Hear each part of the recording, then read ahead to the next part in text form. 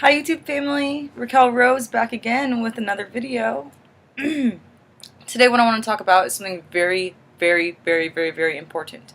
And even if you haven't gone through sexual abuse, this video is still going to help you. And if you've gone through sexual abuse, it's going to help you too.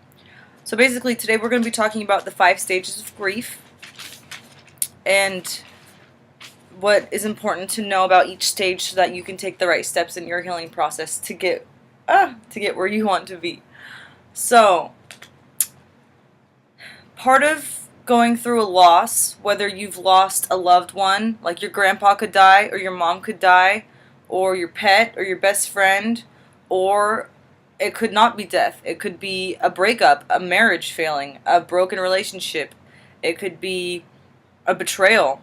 It could be the loss of your childhood due to someone taking your innocence. It could be the loss of family values. It could be, loss doesn't just mean that somebody died. Loss is a general word when it comes to different types of tragedies and loss.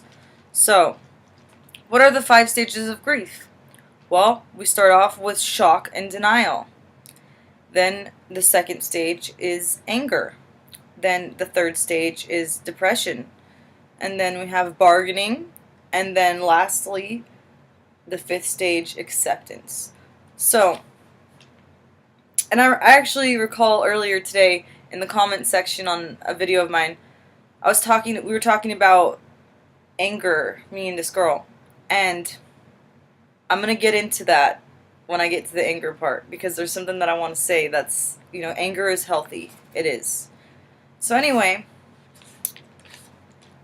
when you have something tragic happen to you, it's life-changing, it's very upsetting, and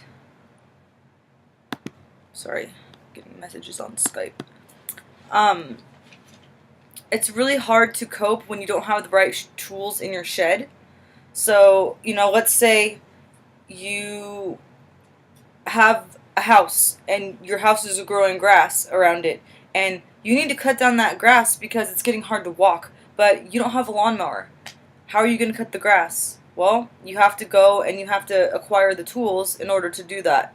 And so when we have these life things happen, which are normal, like these types of things happen to so many of us, we go through different types of loss as we live in this earthly experience, that I find that these are so important for us to share with each other and to absorb this knowledge so that we can give each other the strength to overcome and to go through these phases so that we can get to that piece of joy of life. And so in the shock and denial phase, not everybody goes through the shock and the denial phase. You can skip steps or get stuck on one for your whole life, like loss or grief, and you are not alone. Processing each step in a proper way will speed up your healing. Now,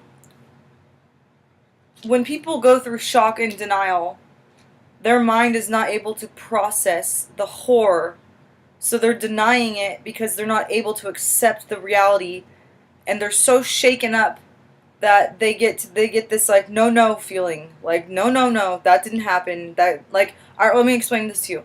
When I had the mirror shatter in my mind, and I had the first flashback to being molested for my entire childhood, it was like this mirror shattered in my mind, and I remember saying out loud, I was by myself upstairs, and I remember saying, no, like, no, this did not happen to me. How could this have happened to me? Like, me! Like, I'm such a loving person. How could this have happened to me? I literally remember feeling like that, and it was so crazy because your mind, you don't know any better. You don't know right from wrong, so you go through these experiences as a kid not knowing any different, and then when you have this grief come over you and you start to go through the shock and denial phase, you literally ask the universe, why me? Like, why me? Out of all the people, why me? I'm not like that. I don't I didn't ask for that. And so that was, how I felt. Now, another example of shock and denial is my mother. She is an example of what will happen to you if you never take the steps. Here comes the Kingston. If you never take the steps to get out of, if you don't take the steps to go through each step of your healing process, you'll stay in one of these 5 stages of grief. In one of the first 4, you'll stay there your whole life, and you won't ever exceed to get to the greatest part. And my mom stayed in the first phase her whole life. She is still there. She denies shit like a. I was gonna say the F word, but I'm not gonna say that word. My mom really just can't accept anything. She can't even cry with me. Well, back when I was sad about everything and when I was going through these phases, I would bring things up to my mom and be like, "Hey, mom, you know, your ex-boyfriend did some really messed up things to me for a decade, and we need to talk about it." And I actually have live footage of a partial conversation that I had with her in a previous video. It was the video about her using my social security card, and her and I were on the phone with AT&T on speaker, and I have live footage of that. So if you want to see live footage of me trying to tell my mom, "Hey, mom, I want to talk about things. This is stuff that we need to heal from," and she just goes into shock and denial. And what do people do when they're in shock and denial? Well, they'll divert. They'll bring up something else. So in that video, my mom, I was bringing things up to her, and she was like, "Do you have any moisturizer?" And she distracted me, so I had to give her some moisturizer. And then I tried to get back on topic with what I was saying, and I had completely lost my train of thought because she diverted me. And that's a common tactic that the narcissist uses to change the subject so that they don't have to deal with emotions of other human beings. Because the narcissist, nobody else exists but them and their reality. It has to be all about them and nobody else. So, not everyone goes through the shock and denial phase. Some people stay there longer than others, but it is a normal, part of life that people, when things are so terrifyingly horrible and you don't want to accept it, you don't want to believe it, you get to this point, you jump into an ice cold pool of water, and it's like so cold that you can't handle how cold it is, so you just get out really quick and you push it out of your mind and you go right into the sauna, and you don't even linger in that water to feel the coldness upon your flesh for a little while. And when you don't get in that cold water and deal with the feeling and warm up to it, you're always going to be in shock with your inner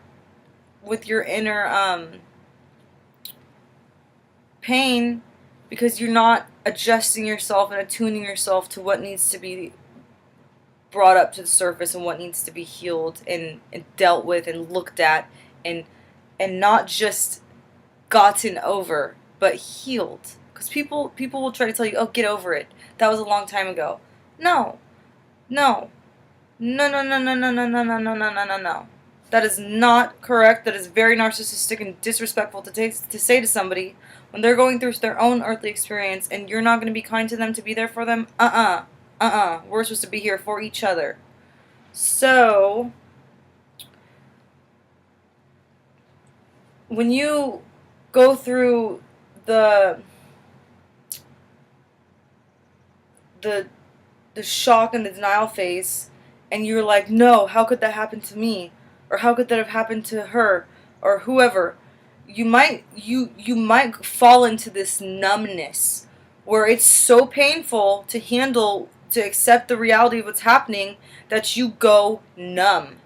And for me, when I went numb, I also went black. So I started wearing all black clothes, and I started dyeing my hair pitch black, and I started listening to death metal and angry, like fast-paced music, and I started smoking methamphetamine. I started doing every drug I could get my hands on, because the pain inside me was so horrendous that my ego could attach to these temporary distractions, and it could cope, because it found it found a way to feel okay with that darkness while I was going through it, and that's totally normal. That's totally fine.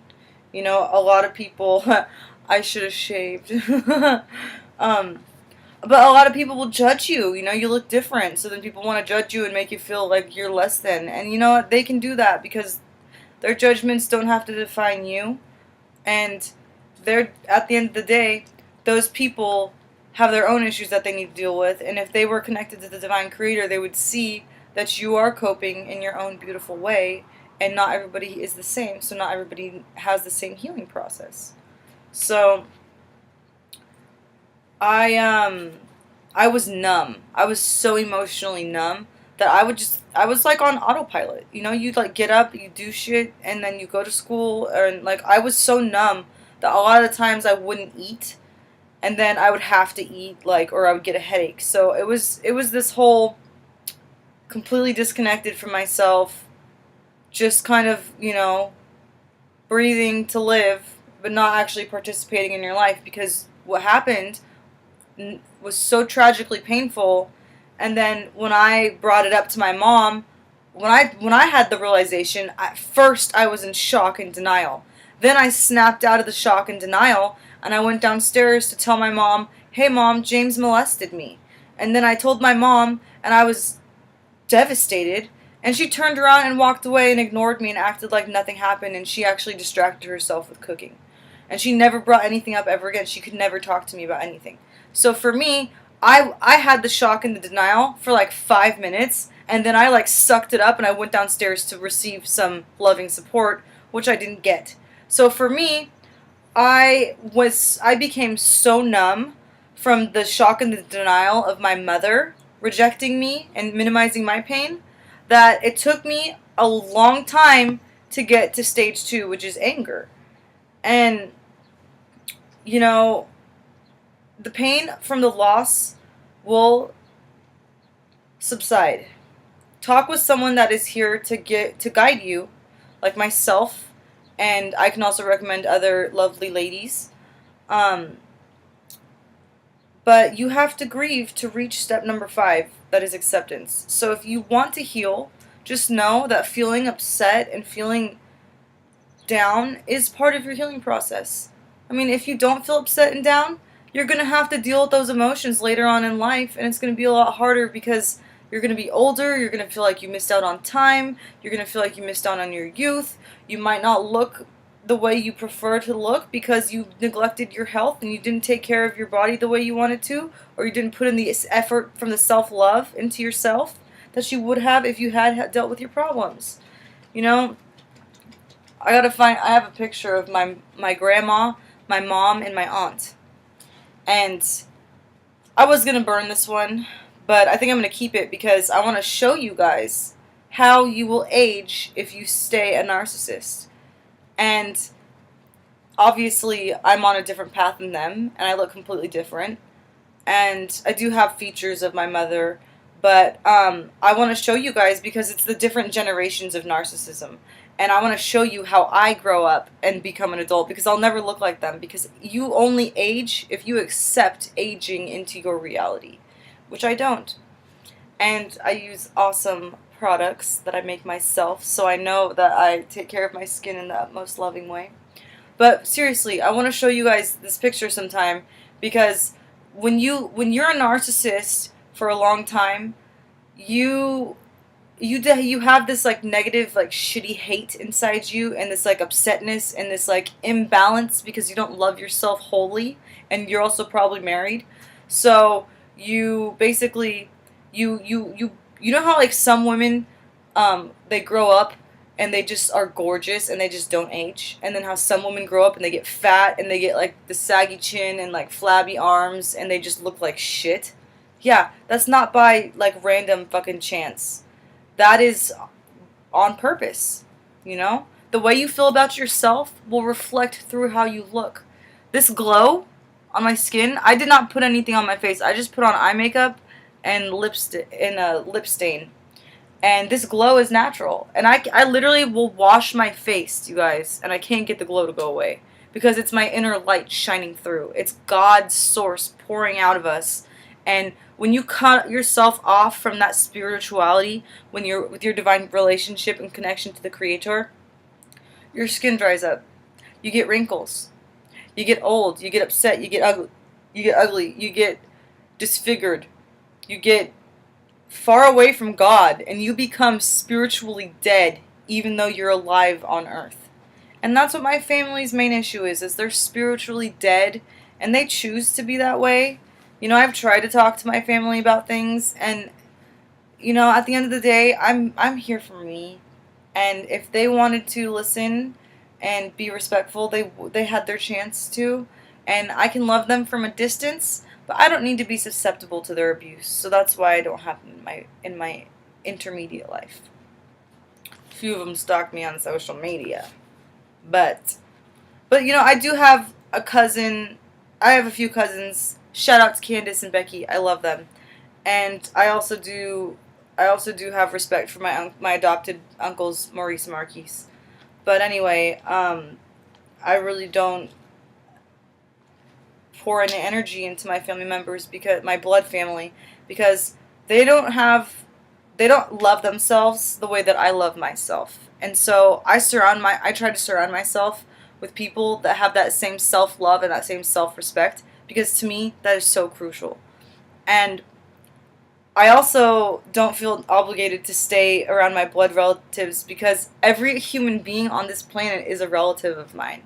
So it's like no matter where I go, I'm surrounded by my soul family, and to me that just like quenches this like divine beauty, like it just like quenches this like yearning for this connection. And it like, cuz I remember before I was mentally growing up, I saw this movie when I was dating my narcissistic ex, and it was called Big Fat Greek Wedding 2. And after him and I watched that movie, I remember thinking, man, it would be nice to have like a big family and like have, barbecues and everybody come together and see each other's kids and just, rejoice in the blessings of family. And I remember feeling kind of like upset because, this Tula girl has this huge family and she's like so annoyed by them. And then I'm like over here, well, at the time I was like over in California, feeling like I had no family. And it wasn't until the realization happened inside me where I realized, oh my gosh, we're all brothers and sisters. Like, this is so cool. Like, and I seriously, like, I have met some of the sweetest brothers and sisters. You guys email me and you make me cry because you're so divine and your love is so strong. And I just, like, I'm so blessed. I am so lucky to have you guys in my life, whether it's through the internet or personally in my life or through email. Like, I am so blessed, like, beyond words. I can't even tell you how grateful I am to have you in my life. And I love you guys so much, and you guys make my life, like, worth living. Seriously. You brighten my day. You're so fun to talk to. You're smart. You're amazing. You're gifted. And you're divine. And you're my brother and my sister, or whoever you are. You're my relative. And I just want to share in that joy of life and that peace of love. Because when you really step into the divine oneness that we all share, like, nothing matters. Like, all the dumb shit just kind of like bloop goes away, and everything that is important, like, I just like beam my light on and know that those are the things that I'm honing in on, because none of the other things matter to me. So, like, seriously, you guys, thank you. I love you. I love you so much. So, once you get out of the denial stage, the pain hits you fast. Overwhelmingly fast. So for me, a normal reaction to this pain when you go into step 2 is drugs and alcohol and bad behavior. Bad behavior to cope with the pain. So we're stepping into the anger portion now. And, my mom, she couldn't even acknowledge the molestation. She couldn't even hug me and say, oh my God, my poor baby, I'm so sorry. She couldn't pick me up and say, how could I have let this happen to you? She couldn't even look at me and say, are you okay? She couldn't even ask me, She couldn't even tell me I love you. She couldn't even hug me or touch me or give me any kind of emotional reaction at all. And so for me, I immediately went into this phase. Like I seriously went through like 3 of these phases in the first day. And then I remained in anger and depression for a long time, like an extremely long time. So for me anyway, it felt like forever. But and then would have random bursts of anger when I was with my ex because I was so devastated from nobody acknowledging the vast ridiculousness of what had happened to me because everybody was just focusing on themselves and they weren't respecting me and focusing on me. And you know why? Because I wasn't respecting me and focusing on me. I didn't say, "Hey, no. No, motherfucker, I don't want to have sex with you. Get off me." No. Like if I could have tapped into my true feelings, I would have been like, "You know what? This doesn't feel right to me. We shouldn't do this." But then again, I felt obligated. So what did I do? I ignored myself and I tried to people please, and that's very common for sexual abuse survivors and people that are recovering from narcissistic abuse. So don't be upset with yourself if you've reacted the same ways that I have. So alcohol, drugs, bad behavior, the pain could be the guilt of surviving a loved one or losing someone unexpectedly. You might feel guilty for not showing your love while you could. Sorry, my foot is itching. Okay. Um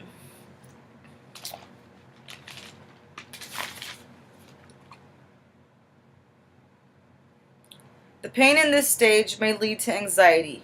The feeling of guilt will pass once you can think rationally, but the pain will remain and it will be part of your life during your healing process. So, when you go through this phase, this is like in between denial and anger. We're getting into anger. This is still the denial. It's like getting out of denial. So you'll probably, kids will abuse drugs to cope because they don't know what the fuck's going on in their head. They don't understand. Like, their parents obviously aren't helping them take the right steps, so they're self-medicating to cope, which is totally fine and completely normal. And that's honestly why I believe that so many random different forms of drugs exist, whether it's a pill from a doctor or whether it's a man-made chemical or whether it's a natural plant grown out of the earth. There's many different forms of medication, and I really do believe that they all exist for a reason, and whether they're healthy or not is out of the question because people cope in different ways. But a lot of people feel guilty. Like, I remember I felt like if only I could have been better, he wouldn't have molested me. Or if only I could have, like there was, I literally put it on myself thinking that it happened because of me. Oh, maybe if I was just a little less beautiful, it wouldn't have happened to me. I gotta make myself look ugly now. And I actually went through a phase where I did that. I only wore sweatpants and t-shirts, and I didn't put on any makeup, and I would just like have my hair messy. I wouldn't even wash my hair. Yeah, that was cute. That was like, I don't remember, but maybe like 8th or ninth grade. I don't know. I went through a lot of phases. I'll have to like pull up an emo picture of me and put it in the video because I was I looked like that a character from that movie, Tim Burton's A Night Before Halloween or Halloween Town or something. Yeah, I had that deadly pale skin going on with the black hair and the anorexic and the bulimic.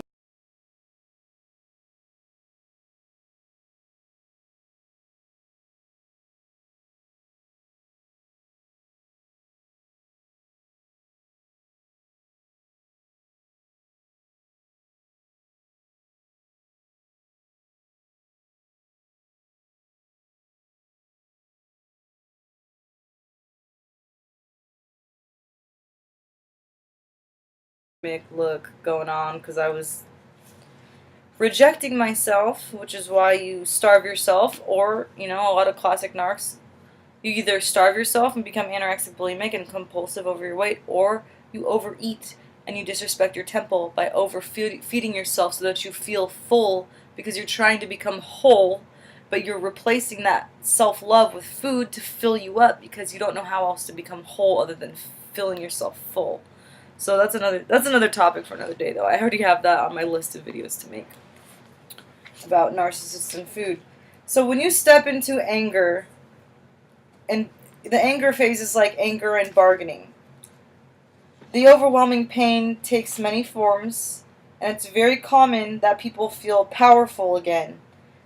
This could be anger at relatives and doctors that couldn't do any more, that couldn't give you any more time to you. You may ask questions like, why me? How could this have happened to me? Or to this person, or to my best friend, or to my mom. Anger is healthy. When you're in denial and pain, you're out of control in your mind/life. But anger puts you back in control. We are trained to control anger from a very young age. Be good, or be nice. But anger is a defense mechanism that lets us know that someone isn't treating us right. It's also a practical outlet to the devastating pain. Hi, King. How you doing? The stages of grief do not follow the same order for all people. Anger can easily combine with guilt and turn on you. So, when, for instance, my mom, like a lot of people will lash out at other people when deep down they feel like they failed someone in some way. So it's important to look for the signs of uncontrollable anger. And that's my mom in a nutshell. But when you are stuck in grief and in anger, you continue damage. So if you, like, it's healthy to go through this phase, but if you stay there too long, you will fuck yourself up really deeply, and you probably will hurt other people too. And also a lot of the a lot of the child predators or molesters or rapists, those people, those men and women, they are, when they, like, for instance, like if Justin confronts them or someone who's doing that, and then they like feel really shitty, and then they stay feeling like really shitty, and they don't decide, you know what, I'm gonna be better, and they don't find solace in their ability to change, and they stay in the anger and grief. That fucks them up, because then they get to this point and they're like, well, I'm so fucked up, I might as well just keep being fucked up because that's all I'm good at. And then they continue to do the bad things. And that's what's motivating me to come up with my programs to help these people and to dedicate my time to counseling the predators, so that in my heart and soul I can know that what needs to happen is continuing to happen one day at a time, 1 hour of counseling at a time. Me, one-on-one time with me and these predators, because they're not just predators, they're also victims. They don't act the way they act for no reason. Somebody had to have done this shit to them in order for them to reenact it, or later on in their life, to someone else. And when it comes to little babies, like whether it's a 1-year-old or a 6-year-old that is molested, oftentimes the young children, like a 6-year-old for instance, will sexually abuse its siblings if it is so young and it's getting molested a lot. See, now this didn't happen between me and my brothers, thank the Lord. But I'm seeing this happen in a situation with the little girl that I met. She's sexually trying to do stuff with her sister, and that's not okay, and that's because the program is spewing out of her. And so that's, this is where my motivation is coming from, you guys. Like, oh, I seriously love my life so much, because having all the understanding and the revelations is giving me so much divine wisdom and strength that I just know I can just conquer anything. I really know that, and I'm so grateful. So, It's important to look out for uncontrollable anger, for those types of signs. And after anger, the next stage is depression and loneliness. So these strong emotions are exhausting. Many of you know what depression and loneliness feels like. And also, the predators know what depression and loneliness feels like. You know, a lot of them feel lonely, so they get online and they try to meet people, and they should not go about it like that, because there are healthier ways to make friends, and just meeting people on a dating site isn't the most constructive thing, because you're kind of looking for something outside of yourself instead of loving yourself within and trusting in your life destiny and your path that person will walk into your life. So, I've been on multiple dating sites to try to find love, or whatever you call it, but you reach a point where you're like, you know what, this isn't even the way it's supposed to be, so why are we all worrying about things when we could just be and let things happen naturally, and not feel like, oh, I have this time frame of when I need to have a baby and get married, so I need to rush and get on the computer. No. Like, don't even feel pressured into society, because society is this, like, fake reality that we don't need to be a part of. We need to become one big soul family. That's what we are. No society. None of that. None of this, fitting in. We're all unique in different ways, and we're all here for each other. We're all divine universal servants. So, I think it's really important that we don't feel like we have to put each other in a square box and say, this is how you need to be. I mean, obviously, doing sexual things to young people is not okay. But trying to tell someone that because they're not exactly like you, that they're not amazing in their own way, is just not correct. So, when you start to go through the depression and loneliness phase, and you get hit with this wave of strong emotions, those strong emotions represent hope. The pain shows its ugly face, but at some point, the hope fades, and you face the reality, and that reality is devastating. The loved one is really gone, or for me, my mom really cannot love me in a safe way. This is when the realization of my life will never be the same. This is when we start to realize, oh my gosh, I'm never going to feel how I did when I was a kid, free of all this. I'm never going to, you start to realize, oh my gosh, my life is never going to be the same. And that's really hard. And that's also where the nostalgia ties in. So, you are left feeling alone. And it's common to feel that the life you live makes no sense anymore. Depression sets in. Depression is a normal reaction to a devastating loss. If you don't feel depressed, you don't face the loss. You have to deal with it.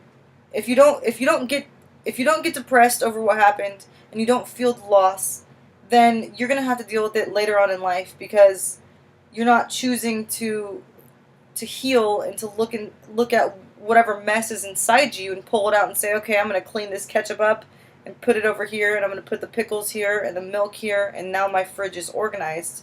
No, if your internal ketchup and mustard are spilling all over the place, and then your jar of pickles is the lid is off and one's fallen out, and then you have the chicken over here, but the bag isn't zipped all the way shut, that's going to go bad. You got to zip that shut. Oh, this is a great analogy.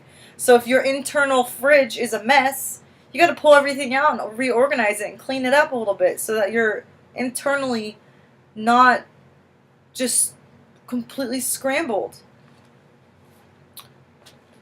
And a lot of people commit suicide because they don't the pain of my life will never be the same is so hard that they're just off themselves, which is okay. That's an out. You have many opportunities. You have some opportunities for outs, but you know what? We're here for the long haul. We're getting through this. You guys are my warriors. And, or you guys are warriors. And, you know, we're brothers and sisters, which means that we come from God. So we can get through anything with our faith.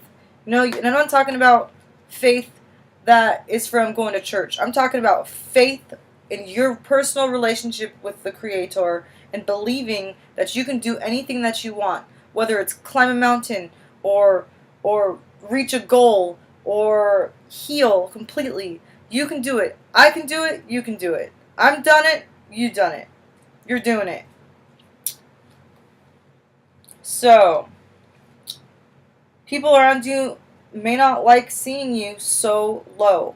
You may hear the term snap out of it or get over it. It is not respectful for people to say that to you. You may be offered, you know, antidepressants from a doctor, or your priest or pastor may offer you counseling, and your friends may make you dinner. People try to help where they are. They try to help with how they can help you. But a lot of times people don't know how to help. And what's funny is my old pastor, he actually did give me some therapy. And it was probably some of the shittiest therapy I ever had in my entire life. And it was so painfully it was re-traumatizing for me to go to therapy. So I quit after I wasted $100 a few times. I quit going to therapy, and I just was like, fuck it. And I became a workaholic, and I just worked my ass off. I literally worked like full time, and I had hardly any time. I would sleep and eat shit and shower and then go to work. Sleep, eat, shit, shower, go to work. Sleep, eat, shit, shower, go to work. And I was not even in tune to what was going on inside me. So, you know, that's normal too. You know, we want to push away things. We want to distract ourselves in this world from all of the trauma. And at some point, you know, you want to pull that out and clean it up so that you don't continue through this life with that eating away at your soul and your inner being and your divine connection, because it's really hard to feel at peace and in inner balance when you're stuck in this mess of trauma and post-traumatic stress and anxiety and anger and upsetness. You know, we gotta take these steps, and you know, it is hard, and I'm praying for all you guys, because I know you deserve so much more than what you've gone through, and I love you. So, you know, people try to help, but it doesn't always help. Your life will go on. Your depression will start to lift, but the pain will still be there with less intensity and stress. Less intensity, less stress, and less hopelessness. Or you may refuse and fight the hopelessness, and your depression could deepen. Thoughts of suicide may come, self-mutilation, so like slicing your wrists. I was a big fan of that when I went through my spiel. More drug use, antisocial, people that are stuck in clinical depression that don't seek help, they need help to come to them. The lookout for when the depression keeps getting worse. Or be on the lookout for when the depression keeps getting worse. There is no rule of how long depression will wash over you. Days, weeks, years. For me, it was years. I was depressed from, I want to say age 16, because that's when I had my first flashback, but it was way before age 16 because I was being treated like shit. So, probably age 10 to 17, 18, 19, 20, age 10 to 22, I was extremely fucking depressed. Like, didn't give two shits about anything. And what's sad is when you fall into this deep depression, you remember yourself. Like, when I fell into my deep depression, I would remember, like, man, I used to get up and do all this random shit with my stuff. Like, I would put on moisturizer, and I would put on my makeup, And I just felt different. I just felt alive and good.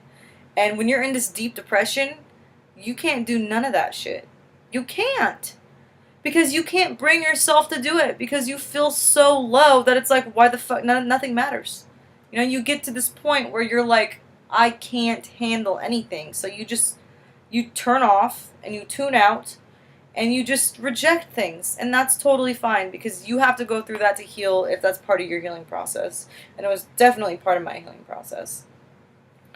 But yeah, once again, you know, there's no rule of how long you'll go through the depression. So it could last, you know, days, weeks, years.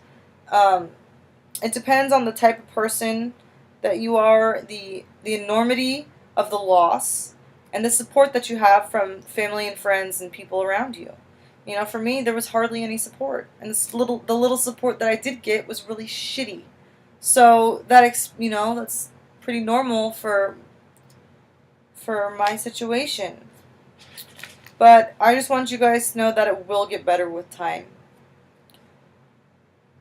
Now, the 5th stage is acceptance.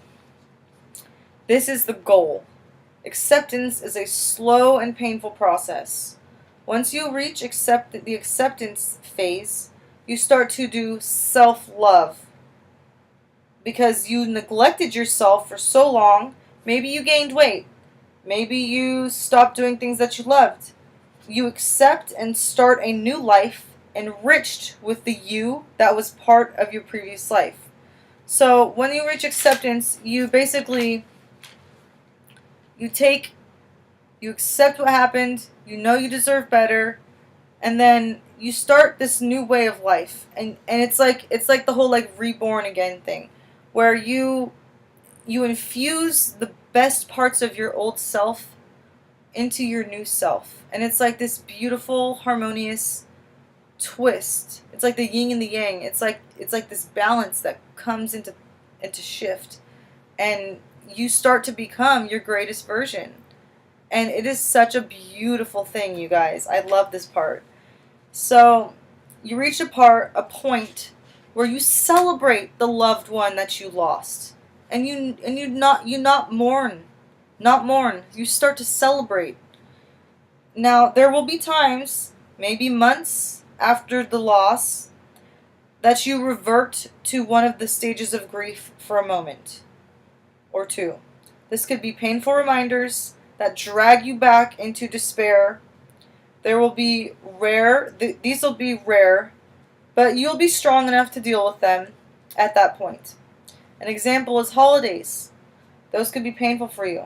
But the stages of grief can prepare you for this and allow you to deal with the loss in your own way. This is only the beginning to understanding your loss, grief. It's a step-by-step process where you enjoy life again and smile again and feel genuinely happy. So for me, you know, Christmas used to be a hard time for me because you see other families having a holiday that has meaning. You know, celebrating the birth of Christ, celebrating the miracles of Christ, and the blessing of our gift of life is so important to me. And my mom never showed up to hang out with me for Christmas when I lived by myself. You know, I didn't see her for like Christmas for like a good 5-6 years, and I spent my Christmases alone, and well, with my shitty ex. And I was like, you know what, fuck it. I would feel kind of sad at first around Christmas time because I would feel like, man, I remember my brothers being little shitheads. I remember my brothers being so ungrateful for the gifts that they would get. At one point, on one Christmas, my brother Dylan opened a present, and I was just so grateful that we had presents that year. I was just so grateful that, you know, whatever my mom bought us, I was just like happy about because I didn't care. I really was just, you know, I was just excited to do something. And I remember I was opening my present, I was so happy, and I was like doing everything I could to keep my brothers in a positive, good attitude because I didn't want my brothers to start fighting and fuck up Christmas for my mom because my mom had worked really hard to, you know, buy the food and buy the gifts. And then Dylan opens his present and he goes, "What the fuck is this shit, bitch?" And he throws it. He's like, "You stupid cunt, I didn't fucking want this transformer or whatever the toy was. And I was so devastated in that moment because it's like, dude, what the fuck? Like, you just got a toy for free and you're complaining. You should not be complaining right now. Like, I didn't get what I wanted and I'm still happy. You know, like, it's not about the gifts, for fuck's sake. And so, for me, you know, when I had freshly gotten out of my family and I was going through the beginning phases of, like, the beginning slash middle phases of my grieving, I remember Christmas time would come around and I would have these negative memories of, like, my brothers acting shitty and my stepdad and my mom being too drunk and just, you know, bad shit. And then I got to the point where I was like, you know what, fuck it, I'm going to start my own Christmas tradition. And I was like, I'm going to the aquarium the night before Christmas, and I'm going to enjoy it because that's my thing. So I started that, you know, tradition, and I love that tradition. And my ex was kind of a dick. He didn't enjoy it, and he had to complain while we were there about how he felt bad for the fish. But that's still my tradition, and I'm not going to let his, you know, negativity affect my future Christmases because I have taken the meaning of the holiday and I have restored it into my way of celebrating in my holy days. So, my new Christmas tradition that I'm going to do is I'm going to make a 7-layer chakra cake for Jesus' birthday. And it's going to be red, orange, yellow, green, blue, purple. But I'm going to use like natural coloring to color it. And I'm really excited. So that's a fun thing. So I'm going to go to the aquarium my night before Christmas, and I'm going to make my 7-layer chakra cake for Christ's birthday. And I don't know if I'm going to I'll probably cut the cake the night before Christmas and Christmas Eve or Christmas Day during Christmas Day dinner. I don't know. I'll figure it out. But all I know is that I love candles and I love the smell of cinnamon, like cinnamon pine cones. Oh, those are my favorite. And the smell of pine, oh, I love it. So for me, Christmas is about scents, tastes, symbolicness, you know, angels and candles, and remembering that the candlelight that burns is our inner light that shines through us. And, you know, the rest is nothing else matters to me. You know, presents, no. When I have kids, I only want them to get one present on Christmas because I don't want Christmas to become this materialistic, crazy, addictive, compulsive, emotionally destructive thing where you're only focused on what do I get, me. No, it's not about that. It's about meaningful relationships. It's about family. It's about bonds. It's about friends. It's about love. It's about feelings and this Holy Spirit that keeps us all with this breath of life. Our spirit, you know, it's there's so much more. And so for me to be able to, when I think of Christmas, I think of those things. I don't think of my childhood and my brothers and all of the bad shit. I don't. And, you know, if you have a holiday that brings up memories and you're upset about it, just dismiss those memories in your mind and say, you know, I know that this is rooted from my past, but I'm going to release this into Mother Earth, and I'm going to allow her to restore it from negative energy into positive energy, and then just focus on something about this Christmas holiday that is nice. Maybe the weather is nice and cold and you're getting a nice good winter and you get that change from summer to winter. You know, not everybody gets to feel the cold weather. So that could be something that's a blessing to you. The breath of life could be a blessing. You could be grateful for that. You could be grateful for the good neighbors. You could be grateful for your church. You could be grateful for your friends or for your family or for whoever you're around. And if you're alone, just be grateful for yourself and celebrate with yourself and know that you can rejoice in the light of God's love too. And you don't have to be around other people to do that. So it's really a matter of what you make things into. And you don't have to hold on to the harsh old memories if they don't serve you in the most positive way. So, once again, denial, shock, denial, anger, depression, bargaining, acceptance. These are the 5 stages of grief. I hope this video helped, and I will see you in my next video. Love you guys.